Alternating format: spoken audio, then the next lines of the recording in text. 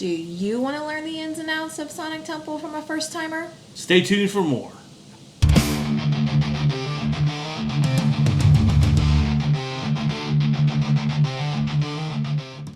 Good luck trying to wipe your ass with and not get shit on with those being on your wrist. Hello, I'm Brian, I'm Amber. and we were first time noobs to Sonic Temple this year. It was our first time going to an event like that. We're going to talk about it and the ins and outs, and see what we can maybe hopefully pass on to you if you're looking for some information for a first time. Got on the bus, got to the first day, come back. I go to take something, or no, actually it was the next morning. It was the morning of our first day. Oh, the morning of our first day. That's right. So the morning of our first day, we're on the way to the shuttles. I look over and the window is busted out of my truck. I go back in the lobby and say, hey, my truck's been broken into. And she goes, which one? I'm like, okay. So 5 of us got broken into. The lady at the front desk, like, oh yeah, it's a known thing. They're just teenagers looking for guns. That's all they look for. And when I first got there, I looked around. I saw security cameras, and I parked where it was well lit. In a security car. Yeah, and apparently. So I parked where I thought, it was going to be safe. Luckily, I did have my gun, and I took it with me inside.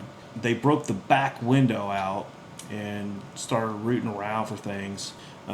They apparently pick up trucks because they feel like they're definitely going to have guns in them. The lady at the desk was like, yeah, they do this all the time. They arrest them and then they're right back out on the streets doing it again. Because they're juveniles. I'm like, well, I get the whole thing of not lost, not responsible for lost or stolen items, yada, yada, yada. But when you have an event like that and it's known that that's a problem in the Columbus area, maybe just a simple, hey, make sure you don't have anything in your cars because we do have a lot of break-ins in the area. Just a simple, statement like that would have been nice to know. And we didn't, though. We didn't have anything, so they busted it for no reason. Yeah, well, they took some of my strap. So then after that, I did some research and saw where one weekend there was 25 cars and trucks broken into in the hotel area. And I'm like, especially with a big event, you'd think that they would, tell people. And her excuse was, well, it doesn't happen. It happens less during big events. I'm like, yeah, no. She says, and by the way, we've got security cars. Well, their security car consisted of a car that was parked with a magnetic security sticker on it and not roaming around, while the other hotels had legit looking like police cars with light bars and security with actual people in them. The second night I went, when coming through looking for security, the car was still sitting in the same spot. They weren't roaming around. Now, mind you, this is on kind of the outskirts of Columbus by the airport area.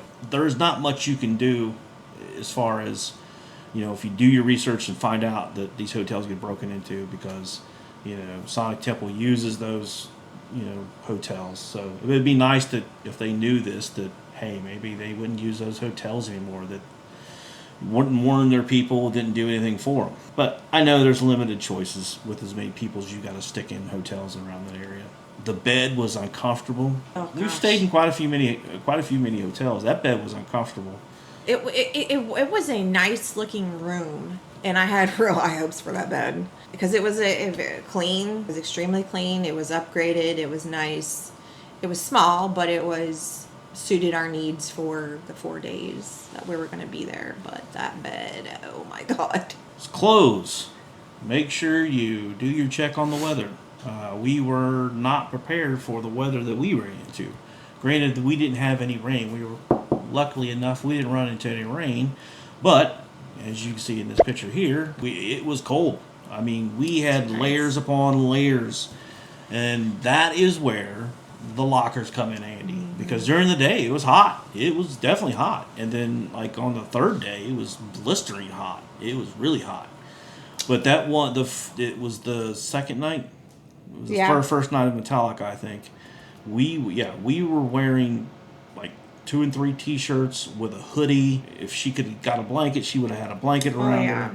I had 4 layers on. I had a t-shirt, a long sleeve shirt, I brought the flannel. I had a flannel on, and then I had to go buy a hoodie. And this was in May, so Yeah, this is the beginning of May. The second, like the second day, you'll see some pictures where people are fighting to get into shade because it was so hot. Yeah, it was a big temperature difference. So I brought some hoodies, but actually we bought some more as well. Well, if you're not somebody who wants to buy merch, buying a hoodie isn't ideal because those suckers are like $80 and $90 a piece.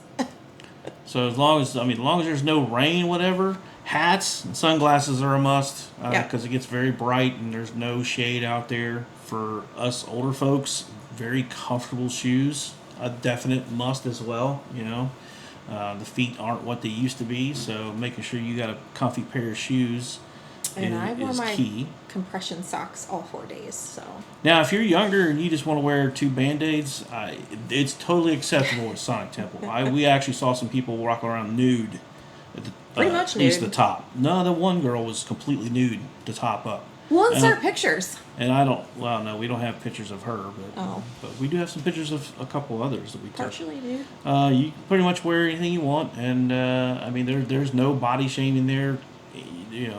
Overweight, kudos to all those people, man. Yep, showing all the goods. So, yeah. And that's it's kind of typical of concerts like that. But yeah, most definitely wear what you want to wear. That's the other tip. Shuttles. Here's where it was the very bad, ugliest part of the concert, 4-day concert. Aside from the window being broke out. I don't know. The shuttles were much worse than that. The shuttles, they did not have their stuff together whatsoever. It took them the 4 days to finally get it together, to get a plan to where they could get people back and forth within a timely manner. There was almost fist fights. It was ugly. I actually almost got into a fight. As far as getting the first couple nights, I even mentioned it. I was like, because the buses were different colors. You're on the pink bus, you're on the blue bus. That's your shuttle. They didn't have any lanes or things that said this is the blue bus, this is the pink bus. Shut up. Trying to do a video here.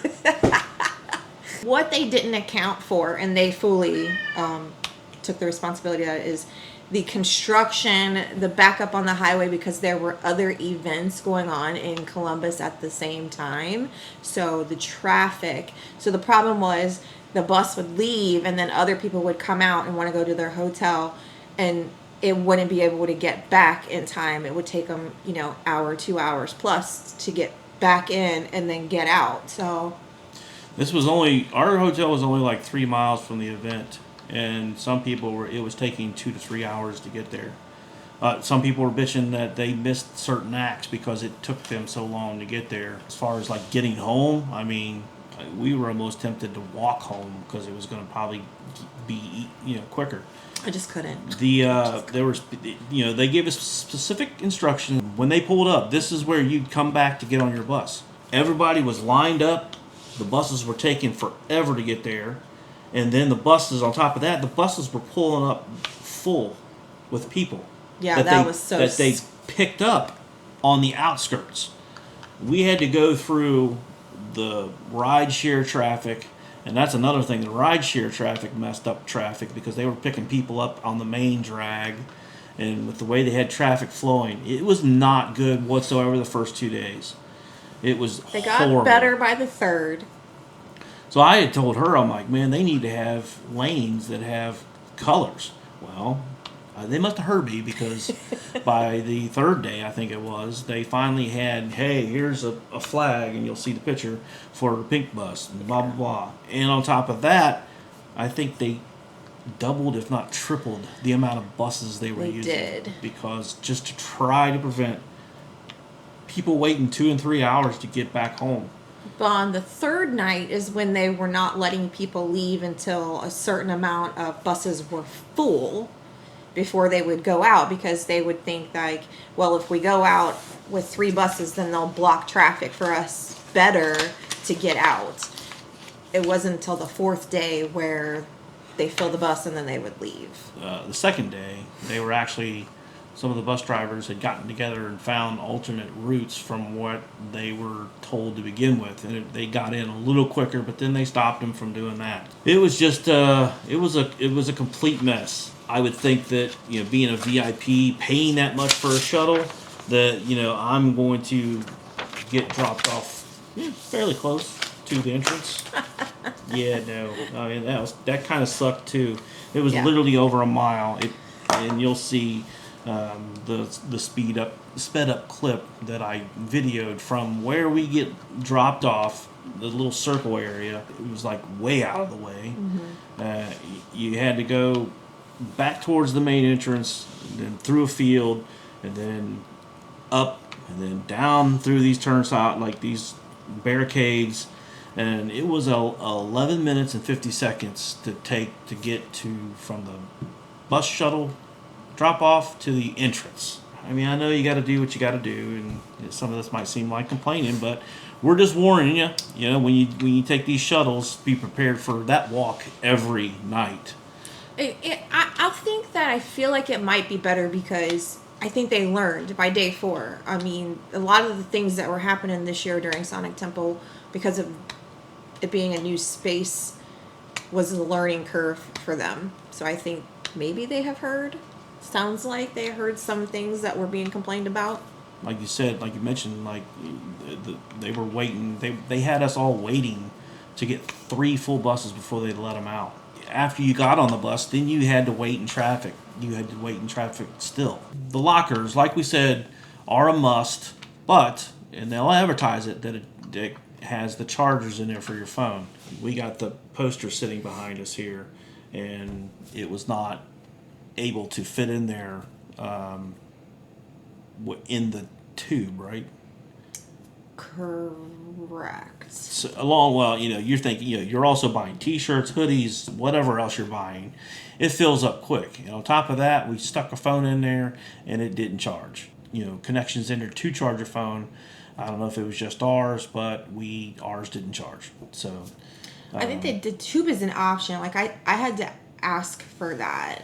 They don't just give it to you because I'm like, man, I don't know. So I was able to put it in my little sling bag that I bought, and it carry it just fine without any issues, but it did not fit in the locker.